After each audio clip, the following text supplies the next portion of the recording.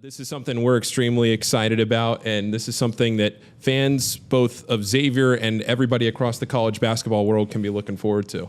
We wanted this to be different. We wanted to highlight Sean Miller. We wanted to highlight your stories. You spent a lifetime in this game of basketball, and I feel like there's a market there. People are eager to hear what you have to say. And from our perspective, I think people might wonder, why did you want to do this with these two guys over here? I think this gives me the opportunity to talk about a game that I love, a city in particular, Cincinnati, and a place, Xavier, both as a university and a basketball program that means a lot to me, and we could do it in more of a fun, lighthearted way. I'm Sean Miller, head basketball coach at Xavier University. Basketball's always been a part of my life. It's a game that means a lot to me. It's given me friendships and relationships that I'll carry with me forever. But basketball's also given me many stories, and those stories are something I'm excited to explore. Welcome to the Sean Miller Podcast. You went on a recruiting visit to Providence when Rick Pitino was the head coach. Can you tell us a little bit about that? Yeah, so I started playing a game when I was really young. A lot of people remember I would do halftime shows and different things as far back as when I was 9 years old, 10 years old. How that happened was simply back then there were no baskets lower than 10 feet. So if you were in the gym constantly, what did you do with the basketball? You learned how to dribble. Back to my dad being a great teacher. But I didn't want to be known as a showman, and I didn't really grow until about my 11th grade year. And in some ways I became a late bloomer as a player. But when I hit the 11th grade, summer before my senior year, I started to be recruited at a pretty high level. Pitt at that time was in the Big East Conference. They were a rising power. Providence was coached by Rick Pitino. Virginia, Terry Holland. And then there was just other schools that, you always wanted to go to when you were a young kid. For me, it was Carolina, Dean Smith. But anyway, it came down to my final three schools were Virginia, Pitt, and Providence. And I made 3 official visits. I really, in some ways, maybe it's because I'm a coach, Adam, but I could probably tell you about all 3 visits. That's how memorable they are in my mind, going back to 1987. But when I visited Providence, it was new because Coach Pitino, and ironically, he's the coach at St. John's today. He was one of the game's best, an amazing teacher, a lot like my dad, was revolutionizing the three-point shot and introducing it in a different way to college basketball. And he had a guard on his team who really I admired, Billy Donovan. I looked at myself as a version of Billy, and if I was going to be successful in college, I had to follow a path like Billy Donovan blazed. So when I visited Providence, Billy Donovan was my host, and we went up there, and I visited with a number of other good high school players at different positions. But Coach Pitino back then, and maybe he does it the same today, I don't know, he had a different philosophy than the other 2 visits, and that is he truly wanted to show you how much you were going to practice, how hard you were going to work, and how much they loved the game at Providence. And sure enough, that resonated with me to the point where, it really almost scared me to death. We watched the practice maybe at 9 in the morning, maybe a player development practice.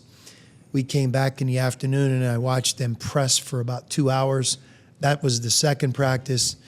And then we got to the third practice and they went harder in the third practice than they did in the first and the second one. And I remember being on the visit with a couple of the guys and them looking at me saying man, I don't know if I could come here and practice this much. And here I was, Mr., have a ball in his hands, son of a high school coach. This is what you're going to sign up for. You got to be super excited. It actually frightened me. I didn't know if I could run that much, as I watched these guys. But Billy was my host. At the end of the day, I ended up choosing Pitt, and I'm glad I did. And it just goes to show that, on a visit, a lot of different emotions could happen. When I visited Virginia, I really loved Virginia. They were in the ACC, and I loved the coaching staff. They recruited me very hard. I wasn't that far from Pittsburgh where I grew up. And I went to a football game, and the student body would wear a tie to the game. I think they still do it. So even if you had a T-shirt on, you wore an orange or a blue tie. Me being from Pittsburgh, you know, a Steelers fan and watching football, like, that scared me. You know, more than anything I remember on the visit, I remember thinking, like, I don't know if that fits me. At Providence, I loved Coach Pitino. I loved Billy Donovan. But I was like, man, I honestly don't know if I could. I think my body will break down. Pitt was the sweet spot. Home, John Calipari was the assistant recruiting. I loved him. Big East Conference. And I went with my gut there. Glad I did. What are some of the things that you tell your staff like that when you talk about a story like that and you want maybe a new staff? If you're building a new staff, you come to Xavier and you're getting your guys that you want to go out there and recruit and find your next round of talent. You tell that story. What's their reaction and what do you hope they get from that? So when I was at Arizona, we had a football coach, Rich Rodriguez. You guys would have remembered him as much coaching West Virginia and Michigan. And he became a friend of mine. And I loved the way that he coached because, you know, Rich's philosophy recruiting, especially at West Virginia and Arizona, was he wasn't going to be able to get the high school All-American. And what he tried to get is what he called OKGs. And the abbreviation is our kind of guys. And what it meant is, you know, in his offensive system, if you follow him, he loves the small, quick guys that if you get them the ball in space, they can run for an 80-yard touchdown. Defensive lineman, he wasn't trying to get the biggest, strongest, but he wanted quick defensive linemen. And he really had it wired so that everybody on his staff would identify these are the types of players that fit us and the characteristics that allow them to be successful. You know, if you put that spin to basketball, you know, I think especially here at Xavier, we want people and players that love the game. I've never seen a player improve. Back to Coach Pitino's story, it's hard to go to Providence unless you just really loved it. And if you didn't love it, it would be hard to survive that environment where basketball is so important. And I think when you look at us here at Xavier, those that continue to develop, that can fight through the adversity and obstacles, usually have a passion and love of the game that's deep. And they're willing to go the extra mile. They're willing to put that extra hard work in. You know, back to my story about Providence, it wasn't that I didn't love the game or that scared me. I just could not believe the workload is put in one day. And, you know, when you're 18 years old, it was an impression that was more like, wow, I've never seen guys work like this before. And I've carried that with me until today as a coach. But so the OKG is something that I think every staff that I've been a part of, I try to keep in mind. You know, great example of if you really are trying to get somebody to come to our program who rebounds the ball, why would you ever ignore how many rebounds he gets in high school? If a guy is getting 5 rebounds a game in high school and he's 6'9" and he jumps to the gym, what makes you think that you can make him rebound better than the 5 that he got in high school? Like, that's something that really translates. So another characteristic of our kind of guy is he produces where he's at. Not that he can't go from 12 points a game to 16 or incrementally get better at what he does. But if you're bringing him in here to be a rebounder, you want him to rebound at the place he's already at, and then make him better. A great example is David West. Another great example is Tyrone Hill. If you track those two guys, I don't care what game they played at before they came to Xavier, I guarantee you they were one of the best rebounders in the game. And then here, what did they do? They became one of the nation's best. So Des, a year ago, we all came together. First time you played for me as a head coach, our staff, you're a freshman, in the Big East Conference, away from home. Not for the first time because you had that experience with the schools that you attended, right? We've talked about that as well. But really in college, it's a new chapter. And I think the most difficult year for anybody that's in college is that first year, in particular, even that first semester. Right. When you think back to your freshman year, in the classroom, in practice, weight room, what it felt like to play in real games, home and away, crowds. What's the first couple of things that jump into the front of your mind when you think back to your freshman year here at Xavier?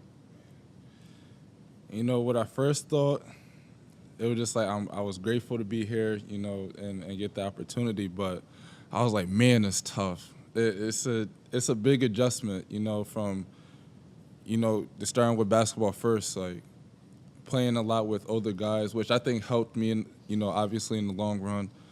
But the pace of playing faster, everybody being quicker, faster, stronger, it's like I started from the bottom and had to catch up with everybody else. And but, you know, you, including the staff, you know, did help me and develop me a lot and to get where I'm at today. And then, you know, off the court, just moving around with academics, you know, I'm pretty much, you know, by myself now. You know, I'm not living under my parents' roof. So I would have to, it was an adjustment to hold myself accountable and, you know, and not be, you know, lazy in a way, but to grow up, basically. What's the thing that caught you off guard the most? Like if you're talking to somebody who's a high school senior and they're following your path, they're going to choose a college, play at the highest level in college, right? Basketball, even football, other sports. Yeah. And it's like everybody told you what was coming, but until you went through it, you didn't know. What is it that caught you off guard the most? I would just say practicing and going 110% every rep, you know, every time, pushing yourself past the limit that you never thought you really had. I would say that would be like the only thing that caught me, you know, off guard. And to get, you know, past that, you know, it takes a lot of work and, you know, a lot of effort. And if you could get through it, it'll really benefit. That in the last year that you've been back, when I covered the team, I've heard you say more times than I can remember, and that's do what we do. And I'm curious, as a young coach who's trying to figure out what your style is, what defense you want to play, the types of players that you want to recruit, how do you figure out what it is exactly that you want to do, that you are? So back then, Tony Dungy was the coach of the Indianapolis Colts. I'm a big NFL fan. I think the NFL coaches have more pressure on them than any of us. And it's just amazing the parity in that league. What separates a Super Bowl champion from somebody who doesn't make the playoffs is about 5 plays sometimes. You know, it's crazy to think about. But I read Tony Dungy's book. If you named the book, I would say that's it. But it's really, I think he at this point has wrote more than one. But it was the book that really talked about him becoming a Super Bowl champion with the Indianapolis Colts. And throughout the book, he talked a lot about do what we do.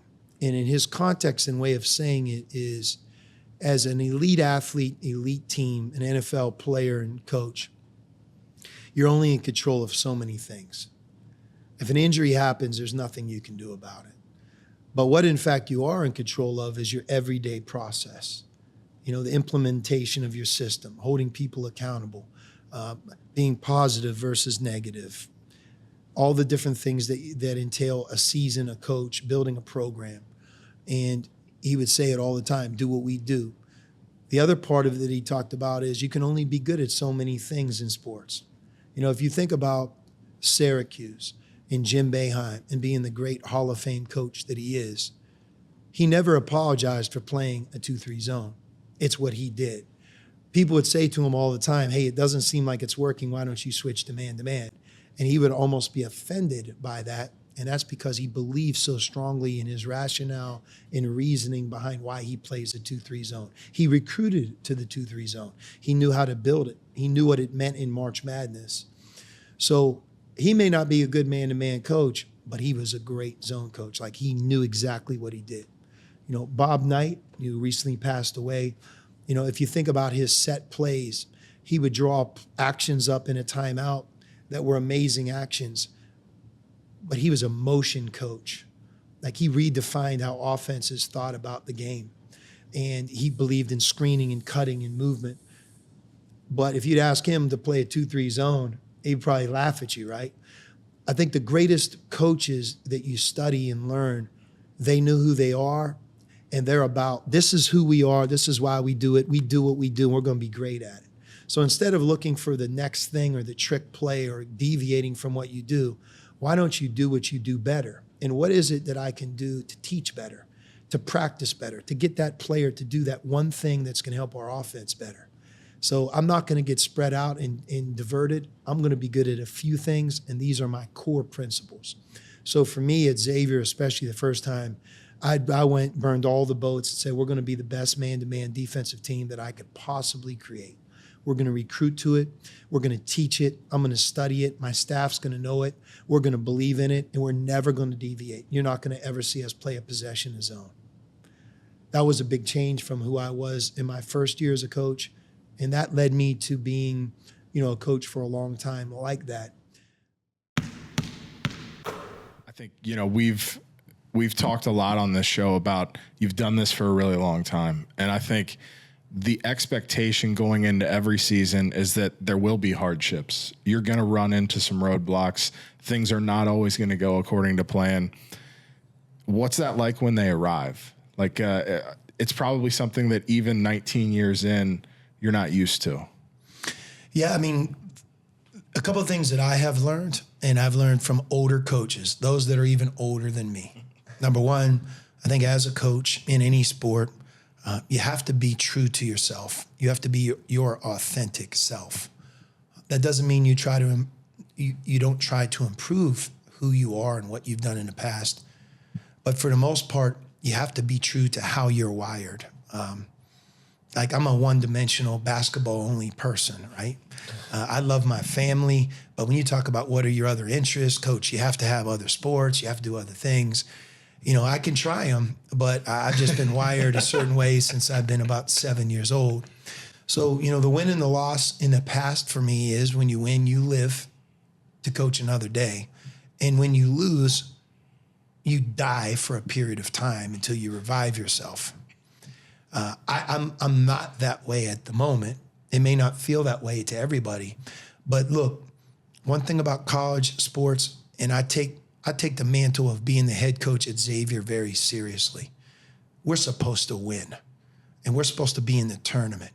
And our biggest games on our schedule should bring out the best in our group.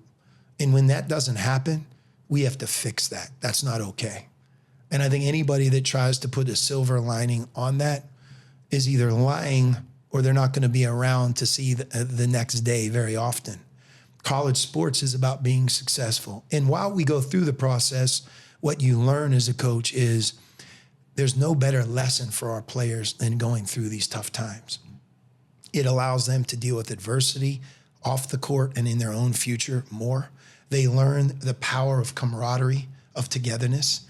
They get the sense that if they're not together or they don't have that great camaraderie, you can only go so far in life. That's going to be in the job that they have one day, in the family that they raise, in life outside of sports when these hurdles and trial and tribulations come their way. There's no better classroom than going through these hardships as a college basketball team and program. So I think as the coach, going through it with them, holding them accountable is part of our responsibility, So that's how we try to look at it. And I also think that will spur on growth and development in both our team and also especially in our freshmen.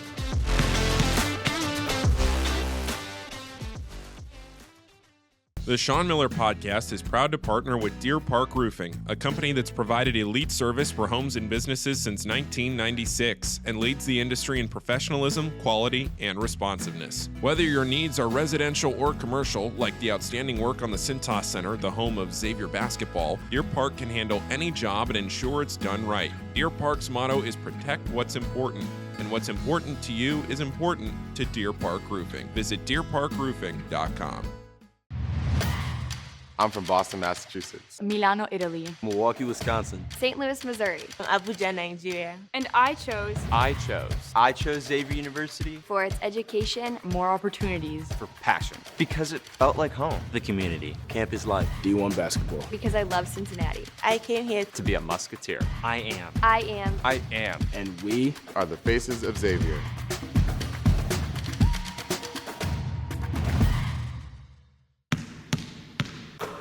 So my wife still talks about this, BJ.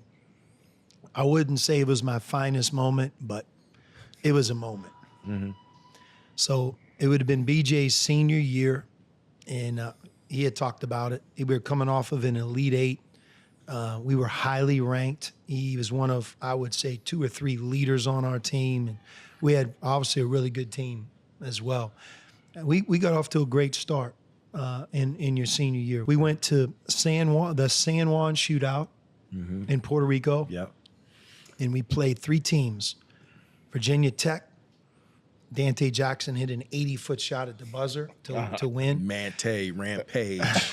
Shout out, baby. We played Missouri, and Missouri was a 3 seed, I think, that year at the time. They were really, really good. A couple players that were on their team were playing in the NBA.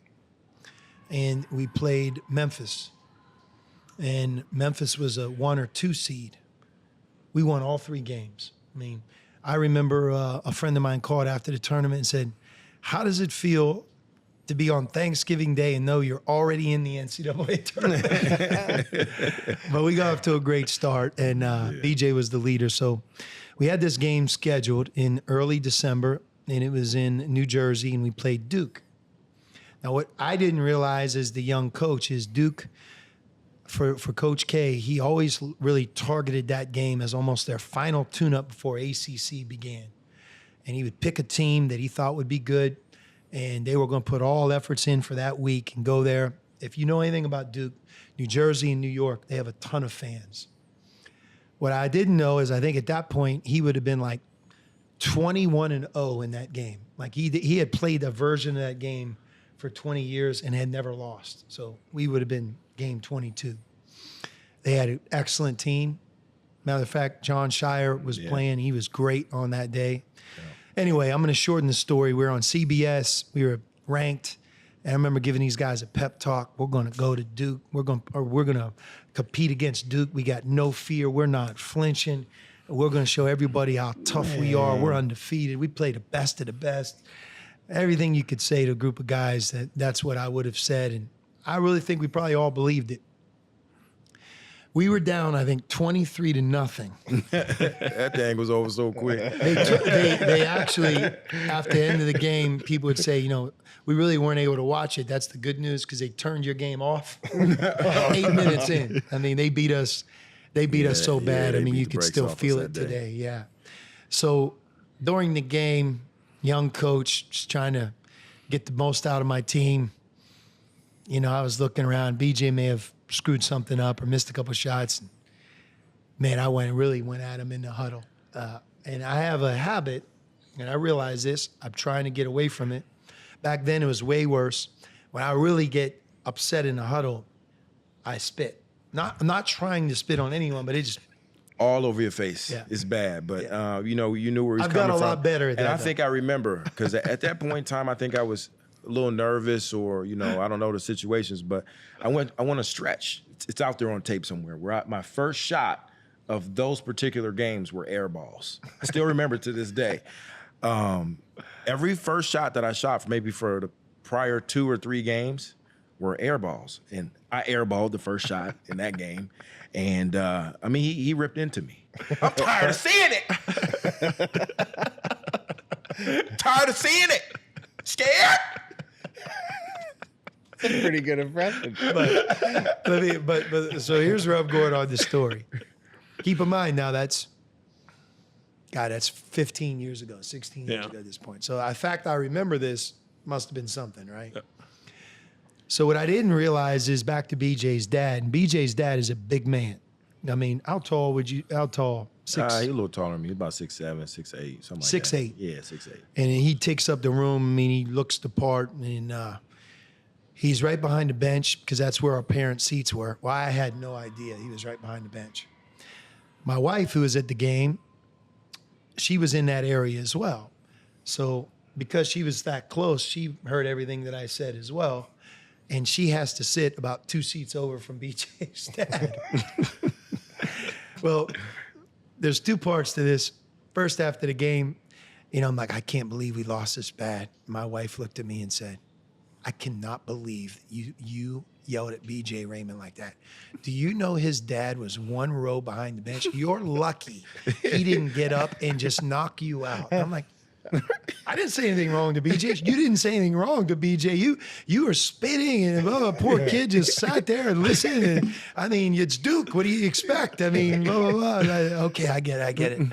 I remember thinking like, God, she's right. BJ's dad. So I saw him probably about 2 or 3 weeks later. I said, Ben, first of all, I want to apologize. I probably, not intentionally, went at BJ too much. He's our leader. I love him. And we needed him to be more of a leader in that moment. And I went, and you probably heard every word. And he said, Coach, you never, ever have to worry about getting on my son. That's why he's at Xavier, and that's why he's going to be good.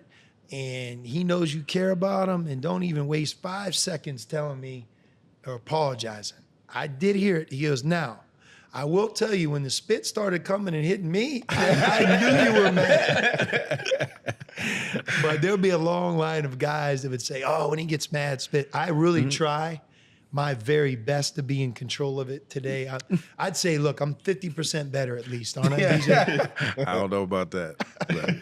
But yeah, no, that's, I was reading the box score of that game last night, getting ready for this, and thinking back to that Duke game. What stands out to you from that game? I mean, you said how quickly you felt like it was over, but I feel like that game, in some ways, when you think back to that team and the experience that you guys had on that team, I mean, is that a game that stands out to you, or is that one you just kind of wipe away? Oh, I wipe it away. I can remember the funny points, like my coach getting on me, me airballing the shot.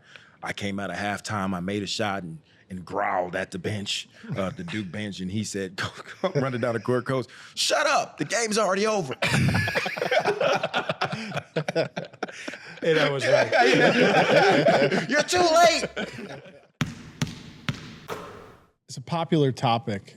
I've asked you about it a lot. Everyone seems to ask you about it a lot, and it's this word toughness. And in my mind, I think growing up and playing sports, like I always equated toughness with like an unwillingness to back down, like a physical connotation with that word. But I think like the more I've been around basketball and the more I've been around you, to me, toughness is making the right decisions with the basketball. It's going to the line when the game is on the line and making free throws.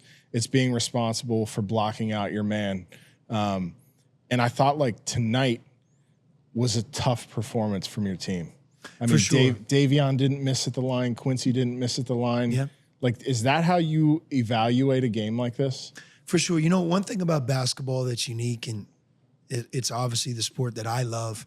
You think about it, I mean, there's a lot of sports that are amazing, but they're not two-way players, right? Football, play offense or defense. And, you know, you think about like the roles in different sports.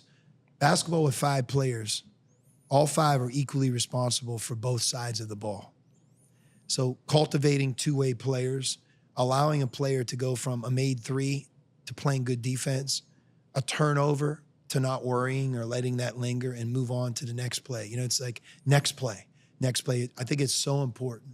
You define toughness during a game a lot of times by how well does your group, your team, go from one thing to the next, because basketball is such a quick change game. It can go from 70 to 64, winning, to 70 to 70 in what feels like 30 seconds. And most of the time when a quick change like that happens, you have a player or a team or a group that's still caught up in what just happened and hasn't moved on to getting back in transition or not fouling, or the shot went up and instead of watching it, you didn't block out, right? So, and you see, even at the end, we have to get better at communicating. At the end, I'm reaching out, I'm yelling out. It looks like I'm yelling at them. I'm really not yelling at them as much as trying to get their attention. But tonight was one of the first times all year with this team that we were in a really close game and had a lead, and we had to hold on to the lead to win it. Yep. I don't know if we've been in a game like that. Like when we beat St. Mary's, we had a large lead, so some of these things didn't come into play. How many timeouts do you have? Does a player know that if he doesn't have the ball, he can call a timeout? Can you run the baseline? Yes or no? That's a big deal. So, you know, going through this for the first time tonight, it can be maddening as a coach, right? Because we have a group of guys that have never, ever gone through that particular situation before. And that's why experience is so important. And that's one of the things that's challenging for our group right now. Every time we play a game, we get more experienced And tonight we really got more experienced together, and we had success, which gives you confidence. You know, leading into the Delaware game, we were gaining experience. You could make the case that we played as hard and maybe as well for a lot of the Houston game as we did tonight, but we didn't win. You start to lose, that next game, you could feel the lack of confidence. And I thought more than any game we've played this year, the second half against Delaware, it wasn't our guys giving in as much as they lost their confidence. They did. They lost their belief. We got it back, and I thought tonight, especially how we finished the game, and look, we were a disaster in the first 4 minutes of the second half, but to see that same group repair it, Quincy do what he did to help us repair it, and us finish the second half, I think it's rewarding, and I believe that maybe that leads us into the next game in a positive way. To your point, before you ask your question, to your point about closing out a close game, Xavier and Cincinnati played a lot of close games over the years, but when it's been close, it's always been Xavier. In the last 28 shootouts, Xavier's now 12-0 in games decided by 7 points or fewer, and in the other 16, they're 8-8. Series is even. So when it comes down to it, it's always been Xavier that's found a way to close things out. You guys have done so many iconic moments, whether it's the Elite Eights, whether it's all the NCAA tournaments, whatever it might be. Is there one game that sticks out? Maybe it's not your favorite, but when you think of a broadcasting moment, you get asked this question. What's the first moment that comes to mind? I mean, most recently, an NIT championship. I mean, there's been a lot of moments, but what, Joe, you got a look on your face. West Virginia. B.J. Raymond made 2 shots, a three-pointer on the right wing on a pass that came from the other side of the court on an inbounds play. Then he had a shot, which Byron did a wonderful job on the broadcast. I think you can see it out in the halls out here. There's a big photograph of it where B.J. Raymond was open at the top of the key. And it was one of those plays, and Paul, you know you've done a lot of play-by-play, where you can kind of see what's going to happen. You see it develop, and you kind of got a little sight into the future. Well, B.J. gets open, and you can see him start to coil for the shot. And Byron's going to have to help me here, but you said, what did you say at the time? I said, do it, B.J., do it. And he kind of shouted it with emphasis. The next thing, B.J. lost that three-point shot, and it spins to the bucket, going through the string. Xavier beats West Virginia, and they advance to the Elite Eight. That's I actually have a photograph in my office at home of Byron and myself in the background with BJ taking one of those 2 shots. It's a great picture. We showed that during the episode. Yeah, your reaction behind is just iconic. Yeah, it's great. And I'm thrilled that BJ Raymond's an assistant coach here, and every once in a while I'll remind him of the thrill he gave me when he made those 2 shots. Yep. So. Byron? I guess my favorite moment was, this was a game that Xavier did not win. This was, I think, we were on the West Coast. Xavier was playing against Kansas State. Oh, yeah. And I think we went to overtime. Kenny Freeze was on that team. But to Holloway, it was a back and forth game. Great game. I think Crawford was playing for Xavier at the time. I'm Yeah. not sure, but I know Tu Holloway was on the team. And it was a close game, back and forth. So close. I think it was maybe the last game in that region for the day. And, this was on the West Coast, and not a lot of Xavier fans, not a lot of Kansas State fans, but the fans that were there just were so into it because it was back and forth. And Tu Holloway gets fouled with 0.1 seconds on the clock. And the entire arena was standing up because they were so on the edge of their seats to see what was going to happen. And at the end of the year, I get really nervous on games a little bit more because I don't want this to end. Yeah. It's the NCAA tournament. You lose, you go home. So I was a little bit more on edge than normal. So I remember him going to the free throw line, and there was so much pressure, and that was such a pressure spot. And Tu Holloway went to the free throw line. They were down 3 with less than a second to go. Everyone's on their feet, and he steps to the free throw line, just cold as the other side of the pillow, man. 1, 2, 3. He made 3 free throws in a row. the entire season was on the line at that point. Yeah. And the ice in his veins, I was so nervous, I couldn't even speak. I was just sitting there with my mouth open, like half praying, and Joe was just continues to go on. I mean, he's the thing I love about him. He never gets nervous. If I get tongue tied for a second, I know Joe will just pick it up and just keep on going. So. I hope I don't do that as much as I used to, but No, you do a great I'm job. still a You work help in me out, progress. too. But anyway, yeah, Joe just kind of kept talking us through that. And I just remember being so impressed with the grit of Tu Holloway in that moment. The gravity of that moment was just iconic and awesome to be a part of. And Xavier ended up losing in overtime.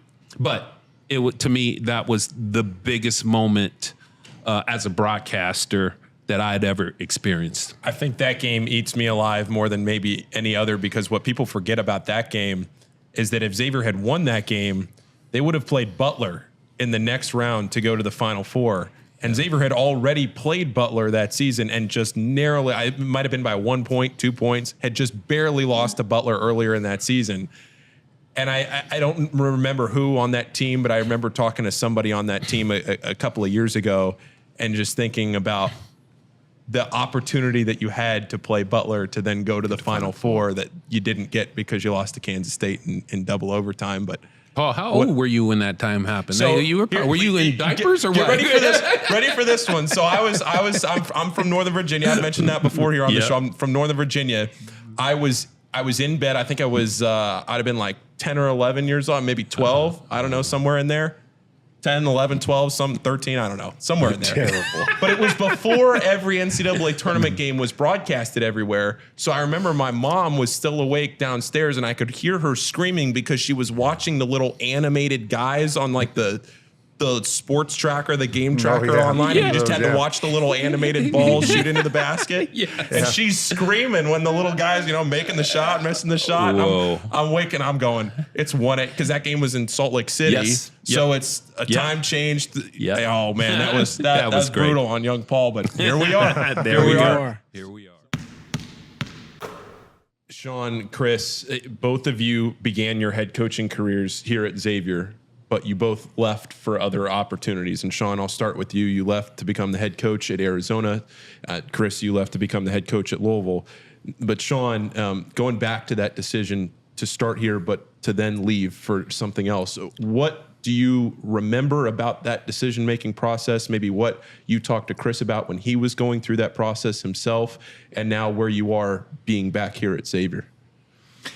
Yeah, it's hard to go back in time. Certainly, I was really torn, and it had nothing to do with the place that I was going, Arizona. It had everything to do with I was here for 8 years. 5 as the head coach, but 3 previous to those 5. People here treated me great. Like Chris said, first year, you take over as a young coach, your record is 0-0. And look, not everybody was saying, hey, we got our guy, or this is going to work out great. But what we developed into was something that we all had a lot of pride in. I mean, we were a tough-minded team. We were a good program. And I think like all of us that became the head coach at Xavier, you always tried to take it for where you got it and say, what is it that I can do to move this thing forward? That's become increasingly more difficult as now we're in the Big East and the success of the past has been attained at so many different levels. I mean, Chris did arguably what I think is the hardest thing to do in college basketball, and that is be a 1 seed. You're a 1 seed in the NCAA tournament. That's reflective of a 32-game, 6-7 month years of recruiting to be one of the top 4 seeds of 370 teams. Yeah. I mean, it's so difficult. And everyone's going to remember, well, what did you do once the tournament began? And that works both ways for coaches, right?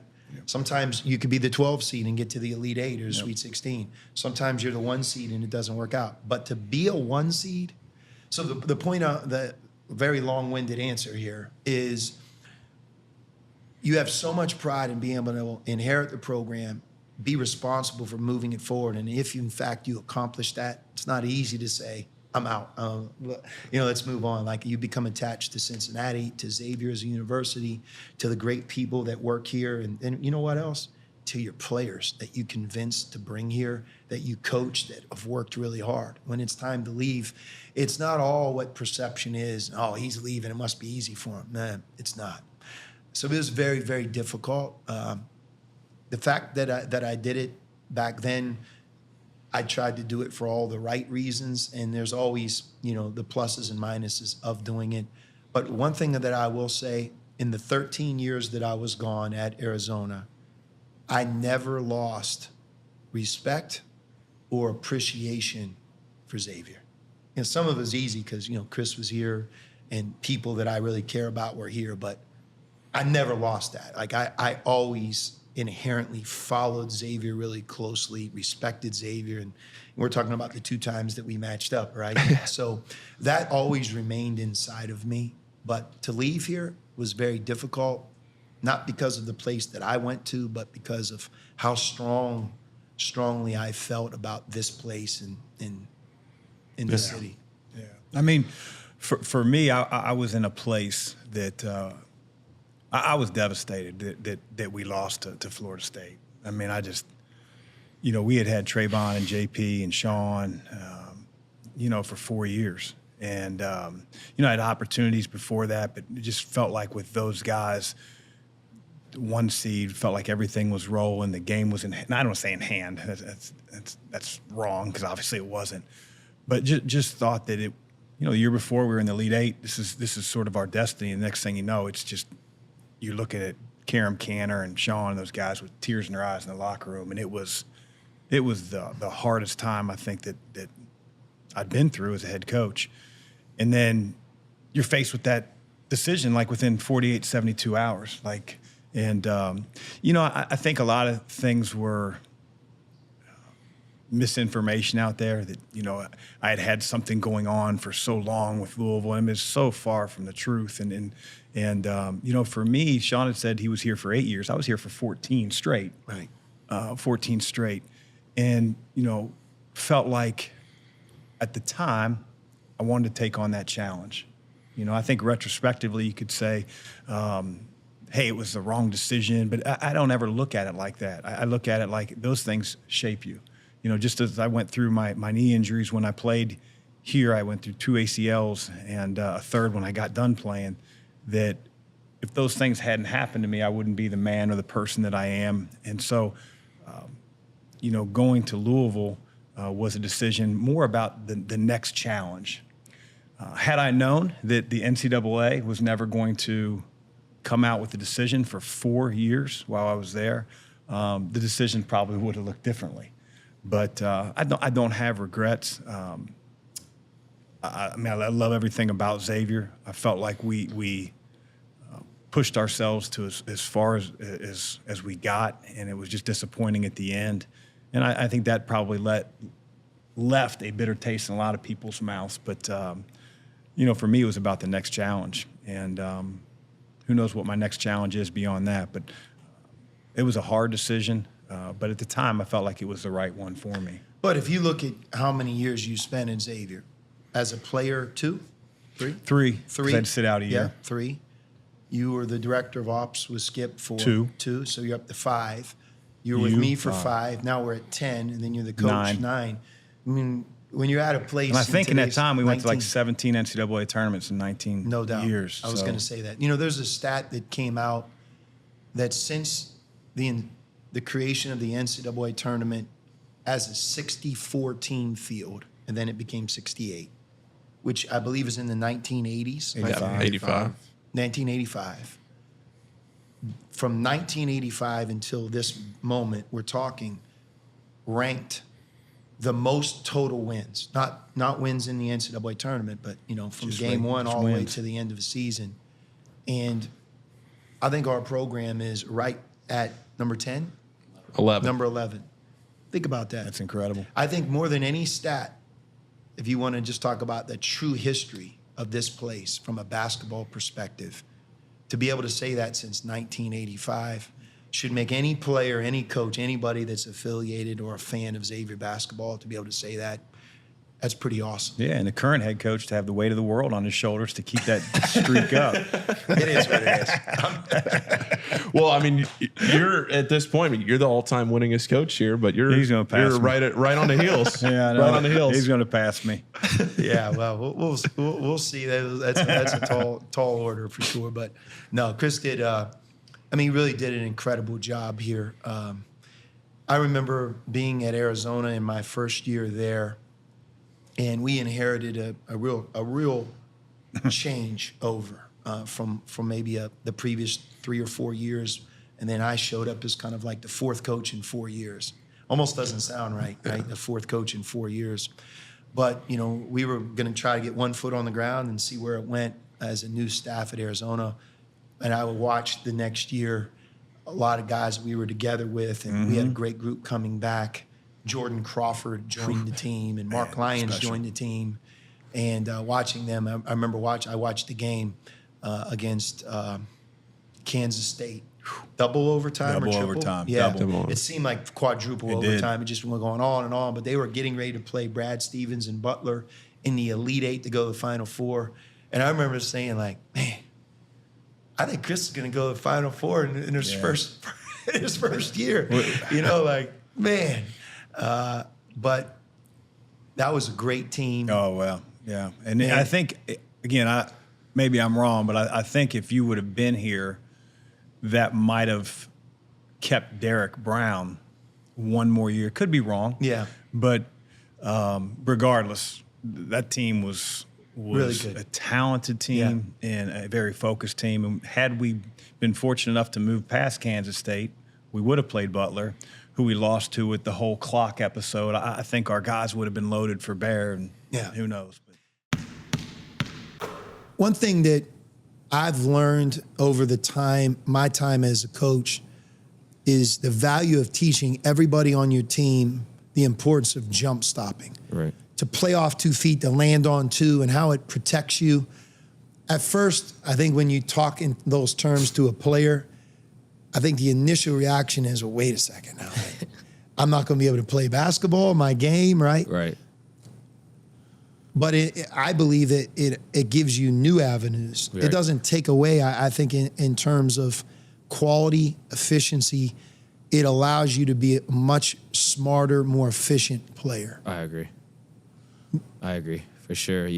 Because in college basketball, with the way they teach help defense and rotations and just matchups, playing off 2 gives you an extra second or 2 to make a decision that you might have thought was open. Somebody rotates, and then another avenue is open. Playing off 2 gives you that grace period to let your mind slow down and make that decision. And I believe that's a big quality for you. You've done better, and I think there's even another level you can get at in the next 8-10 weeks here to be even more efficient than you already have become. Here's an example. We're playing early in the year against Washington. The game gets super fast. You catch it here on a closeout, and you jump stop. Like, instead of going off your left leg and maybe taking a tough 2 or potential turnover, just by jump stop, land on 2, bounce pass to Sasha, 2 points. Great job. Our pace, we work on it every day. First 20 minutes of practice, I think you already know it's coming before you show up. Yeah. And it's, again, trying to develop an arsenal of different things you do, where you're a guard, you're a playmaker. You're not a shooting guard, a 2 guard, a point guard. You're a playmaking guard. Right. And here's an example of, again, your improvement, your steady improvement, where here you are, you're really our point guard on this possession, and you make a great decision and score. Now, that's an example of you not playing off of 2 feet, right? Because it presented itself as a layup. Correct. But what about the pace? What about playing in a style like we have? What is it that you jumps off the page for you? I mean, the speed is crazy, but when you have someone like Davion as our point guard who pushes the ball at the speed he does, I mean, he makes it easier for me, just to get a stop and then help crash the glass and then get out on the break. AC Coach Cohen pointed out to me earlier in the year, maybe like 3 weeks ago, that he pointed out how many points I've scored off transition. And when I think about it, it's really getting to stop Davion pushing it, and I'm sprinting out in transition, and the defense still trying to match up who has who, where are they looking. But I'm already at the three-point line just because we play so fast. I'm automatically programmed to just sprint out to the wing. And when you look at it on film, it's nowhere near as fast as it feels when we're you're actually in on the the game. court. I agree with that. No question. Even you watch this right here, it looks actually kind of slow, but if you're sitting there and you're right at the court level, it's a lot faster than you think. And this is what you're talking about right here, where that looks super slow, but the reason they weren't matched up, right, is the pace. And these are all the ones where you have the ball. And back to Coach Cohen's point to you, it really is amazing. Against UC in particular, I thought the game broke open in a couple transition opportunities. Correct. And this is what you're talking about. Dez finding you with a great advanced pass, but that right there is about as fast as you can play, and that was a huge shot in the middle of the second half. I tip my hat to you, Quincy, because just like a player doesn't truly know the program he's in until he gets there, you think you know, you've done your research, but until you live it and are with it every day, you don't really have that true understanding. It's the same coaching a player. Right. And I just, watching how you've embraced leadership when we've talked about it, being more efficient on offense, which includes sacrifice, being a two-way player and holding yourself accountable to that side of the ball, no different than offense. And that routine and regimen we're talking about, I feel like you're giving us your maximum in all those efforts. So I tip my hat to you. Happy New Year. Yes, sir. Thank you. Happy New Year. This has been the Sean Miller Podcast, presented by Deer Park Roofing, with your hosts, Paul Fritschner and Adam Baum. Join us again soon for another episode with the head coach of the Xavier Musketeers, Sean Miller.